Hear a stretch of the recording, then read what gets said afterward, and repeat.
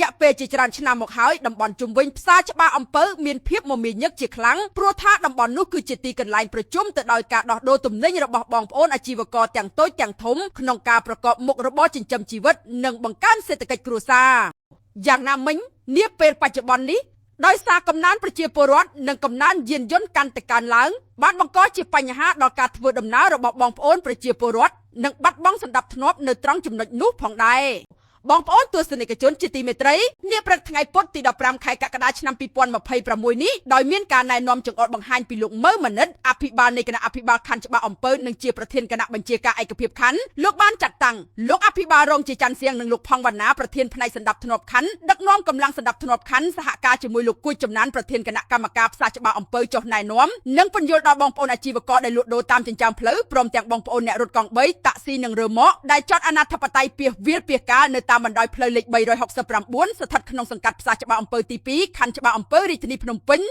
ក្នុងនោះផងដែរលោកអភិបាលរងជាច័ន្ទសៀងព្រមទាំងលោកផង់វណ្ណាក៏បានត្រួតពិនិត្យឡើងវិញនៅការរៀបចំចំណតចតដែលបានកំណត់ដោយគំនូសបន្ទាត់ពីមុនមកដើម្បីសិក្សាបន្ថែមថាតើគួរសម្រួលបែបណាដើម្បីឲ្យបងប្អូនប្រជាពលរដ្ឋងាយស្រួលធ្វើដំណើរនិងមានកន្លែងចតសមរម្យសម្រាប់អតិថិជនចូលទិញទំនិញបន្ថែមលើនេះចំពោះបងប្អូនដែលប្រកបមុខរបរនៅតាមទីលំនៅឋានអាជ្ញាធរក៏បានស្នើសុំឲ្យរៀបចំសម្ភារៈលក់ដូររបស់ខ្លួនដោយខិតថយទៅក្រោយបន្ថែមទៀតដើម្បីរក្សាចិញ្ចើមផ្លូវទុកជូនអ្នកថ្មើរជើងបានធ្វើដំណើរនិងបង្កភាពងាយស្រួលដល់អតិថិជនដែលចូលមកទិញទំនិញផងដែរ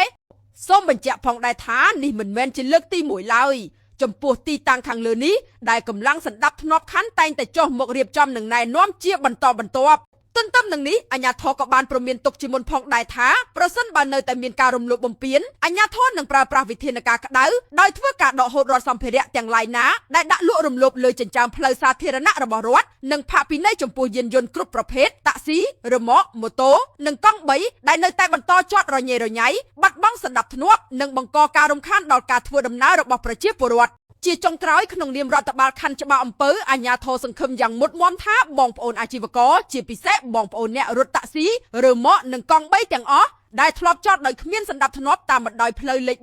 369នឹងចូលរួមសហការជាមួយអាជ្ញាធរមូលដ្ឋានដើម្បីសណ្ដាប់ធ្នាប់សាធារណៈនៅក្នុងខណ្ឌច្បារអំពើរបស់យើងឲ្យមានអនាម័យបរិស្ថានសោភ័ណភាពល្អស្អាតនិងមានរបៀបរៀបរយកាន់តែប្រសើរឡើងថែមមួយកម្រិតទៀត